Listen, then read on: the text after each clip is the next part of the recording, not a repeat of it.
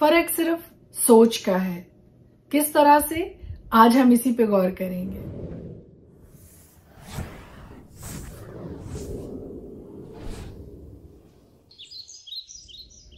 खुदाई कदूस के जिंदा जलाली बाबरकत पुरफजल नाम में एक बार फिर आपको मेरा सलाम। मेरा नाम एस्टर हारून है और हर रोज खुदा का जिंदा कलाम लेकर आपके सामने आती हूँ। हम मिलकर खुदा के पाक कलाम की तलावत भी करते हैं और थॉट ऑफ द डे पर भी गौर करते हैं। आज का जो थॉट आपके साथ शेयर करने को हूँ वो इंतहाई खूबसूरत है, इंतहाई बाबरकत है कि सिर्फ हमारा सोचने का अंदाज सारी सिचुएशन को हमारे लिए चेंज करके रख देता है। एक ही सिचुएशन में से दो लोग एक साथ गुजरते हैं, लेकिन फर्क क्या है, क्या चीज है उन दोनों की जिंदगी में कि जो उसी सूरत हाल को एक शख्स के लिए मुख्तलिफ असरात पैदा करती है और दूसरे शख्स के लिए मुख्तलिफ असर उसका होता है। दो हमसायों के घर एक ही साथ बच्चों ने जन्म लिया और दोनों के घर में ही बेटियां पैदा हुई और दोनों की ही बीवियां उन दोनों बच्चियों के पैदा होते ही फौत हो गई, खुदा को प्यारी हो गई। लेकिन एक शख्स जिसकी बीवी मर गई लेकिन बच्ची जिंदा रही, उसने खुदा का शुक्र अदा किया कि खुदा ने अगर एक नेमत मुझसे ली है तो दूसरी नेमत मुझे बदले में अता की है। और खुदा का शुक्र करते हुए फिरौतनी के साथ, हलीमी के साथ, शुक्रगुजारी के साथ, उस नेमत के साथ हंसी खुशी सब्र के साथ, तहम्मुल के साथ गुजारने लगा। और उसकी इस सोच ने ना सिर्फ उसको परेशानी से बचाया, हर तरह के दुख से बचाया, गम से बचाया, स्ट्रेस से बचाया, और वो इसी बात पे खुदा का शुक्रगुजार था कि खुदा ने अगर एक जिंदगी मेरे घर में से ली है तो एक नई जिंदगी खुदा ने अता की है। गुजारने का एक बहाना, एक जवाज मुझे अता किया है। दूसरी तरफ उसी के हमसाये को देखते हैं, उसके यहाँ भी बिल्कुल इसी तरह की सिचुएशन हुई कि उसकी भी बीवी के यहाँ एक बेटी पैदा हुई और उसकी भी बीवी उसी दिन रहलत फरमा गई। उसने कई साल तक अपनी उस बच्ची को ना उठाया, ना उसको प्यार किया, ना उसको देखा, उसका मुंह तक देखना पसंद नहीं किया और उसको मनहूस करार दे दिया कि इसके पैदा होते ही मेरी बीवी फौत हो गई।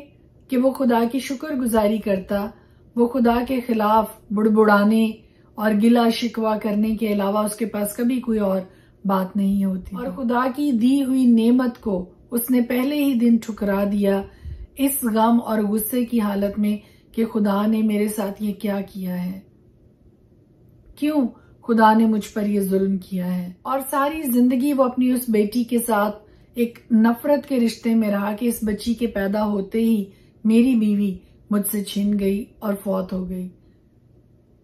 जबकि उसका साथ वाला हमसाया, उसका साथ वाला पड़ोसी, जिसके यहाँ बिल्कुल यही एक सिचुएशन का सामना उसको करना पड़ा, उसने सारी जिंदगी मोहब्बत के साथ, शुक्रगुजारी के साथ, तहम्मुल के साथ, फिरौतनी के साथ खुदा के हाथ के नीचे वक्त गुजारा, ये सोचते हुए कि खुदा ने अगर मुझसे कुछ लिया तो खुदा ने मुझे दिया भी, और खुदा की शुक्रगुजारी करते हुए बगैर किसी परेशानी के, बगैर किसी दुख के, बगैर किसी स्ट्रेस के, बगैर नफरत के, मोहब्बत के साथ और खुशी के साथ, शुक्रगुजारी के साथ जिंदगी को बसर किया। सिचुएशंस सेम, दोनों अशखास को एक जैसी ही सूरत हाल का सामना करना पड़ा है, एक जैसे ही हालात में से गुजरना पड़ा, एक जैसे ही गम का सामना करना पड़ा, लेकिन दोनों की सोच ने उनके जिंदगी में आने वाले दिनों को, वक्तों को, लम्हों को संवारने और बिगाड़ने का काम किया। और यही सीख आज मेरे लिए और आपके लिए है कि हम में से हर एक को कहीं ना कहीं मिलती जुलती सूरत हाल का ही सामना करना पड़ता है, मिलते जुलते हालात का ही सामना करना पड़ता है, लेकिन फर्क सिर्फ हमारी सोच का है कि हम उस सूरत हाल के साथ डील कैसे करते हैं। जब हम अपनी सोच को बदल लेते हैं, जब हम अपनी सोच को पॉजिटिव रखते हैं, तो हालात खुद ब खुद पॉजिटिव होना शुरू हो जाते हैं। लेकिन जब हमारी सोच ही नेगेटिव होगी, जब हमारा सोचने का अंदाज ही बुरा होगा, तो हर तरह की सूरत हाल हमारे लिए मनफी बनती चली जाएगी।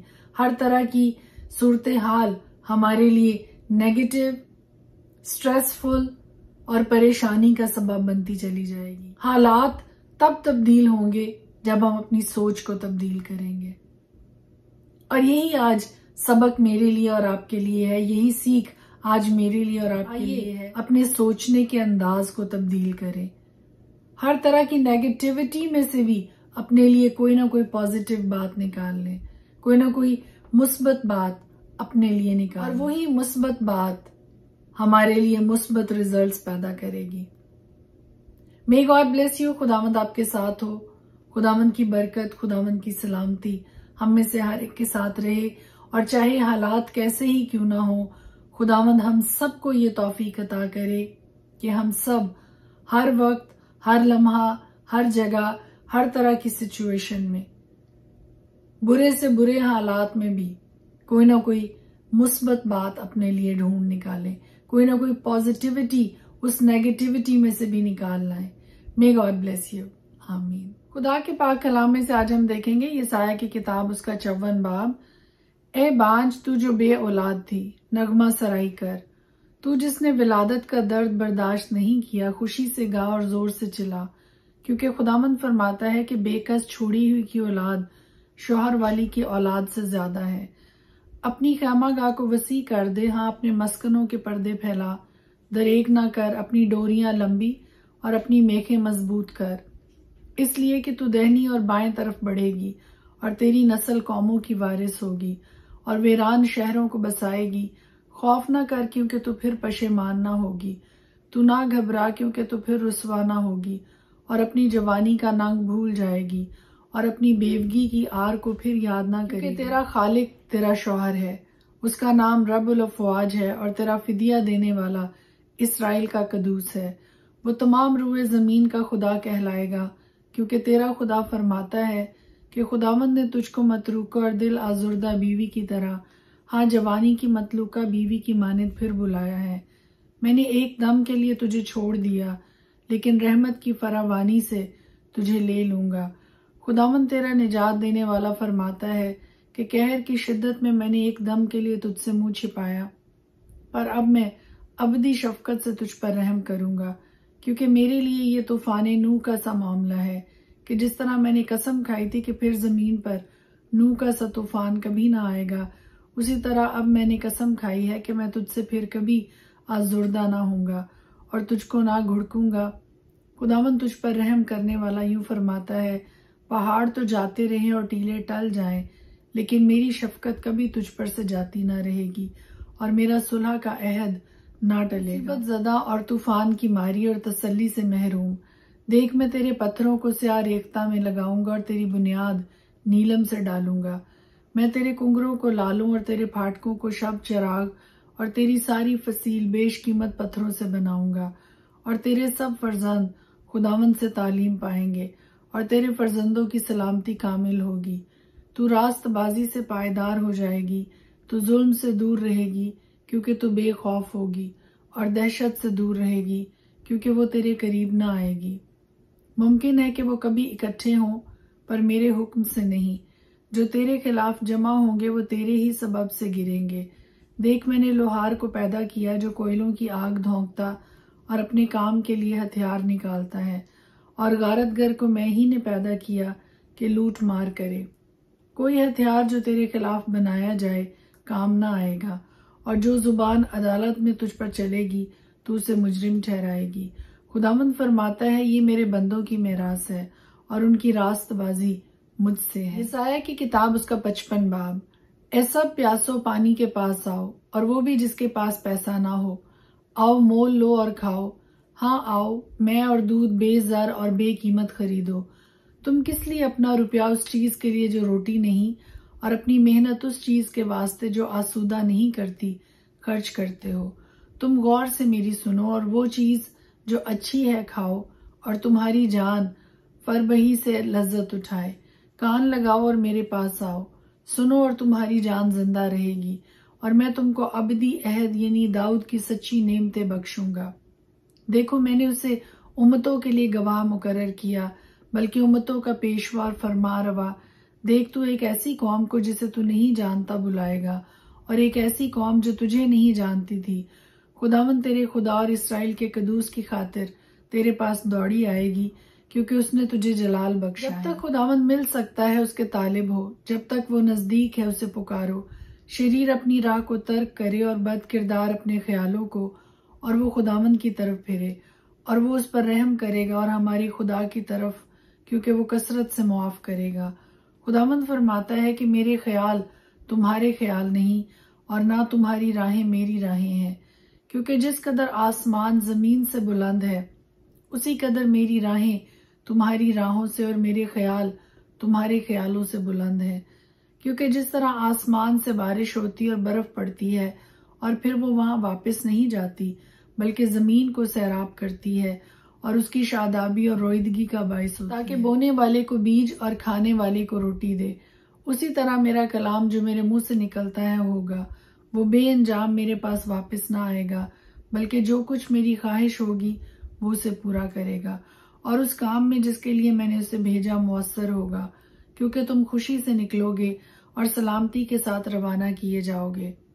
पहाड़ और टीले तुम्हारे सामने नगमा परदाज होंगे, और मैदान के सब दरख्त ताल देंगे। कांटों की जगह सनोबर निकलेगा, और झाड़ी के बदले आस का दरख्त होगा। और ये खुदावंद के लिए नाम और अबदी निशान होगा, जो कभी मुनकता ना होगा। यसाया की किताब 56 बाब। खुदावंद यूं फरमाता है कि अदल को कायम रखो और सदाकत को अमल में लाओ, क्योंकि मेरी निजात नजदीक है और मेरी सदाकत जाहिर होने वाली है।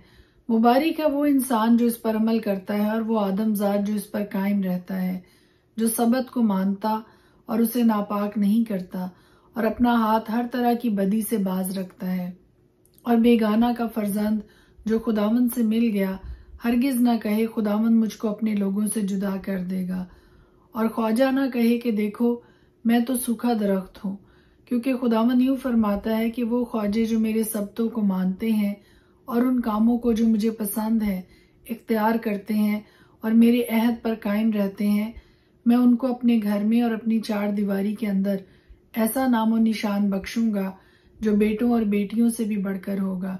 मैं हर एक को एक अब्दी नाम दूंगा जो मिटाया ना जाएगा, और बेगाना की औलाद भी जिन्होंने अपने आप को खुदावंद से पैवस्ता किया है कि उसकी खिदमत करें और खुदावंद के नाम को अजीज रखें और उसके बंदे हों, वो सब जो सबत को हिफ्ज करके उसे नापाक ना करें और मेरे अहद पर कायम रहें, मैं उनको भी अपने कोहे मुकद्दस पर लाऊंगा और अपनी इबादत गाह में उनको शादमान करूंगा, और उनकी सोखनी कुर्बानियां और उनके ज़बीहे मेरे मज़बा पर मकबूल होंगे, क्योंकि मेरा घर सब लोगों की इबादत गाह कहलाएगा।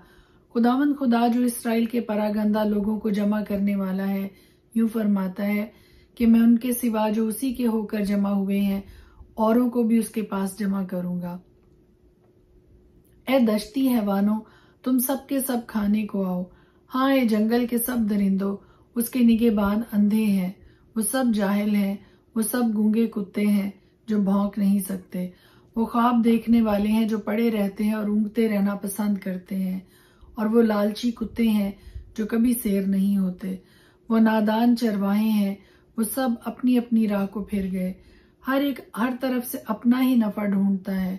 हर एक कहता है तुम आओ, मैं शराब लाऊंगा और हम खूब नशा में चूर होंगे, और कल भी आज ही की तरह होगा, बल्कि इससे बहुत बेहतर। खुदा के पाक कलाम के पढ़े और सुने जाने पर उसकी खास बरकत हो। आमीन।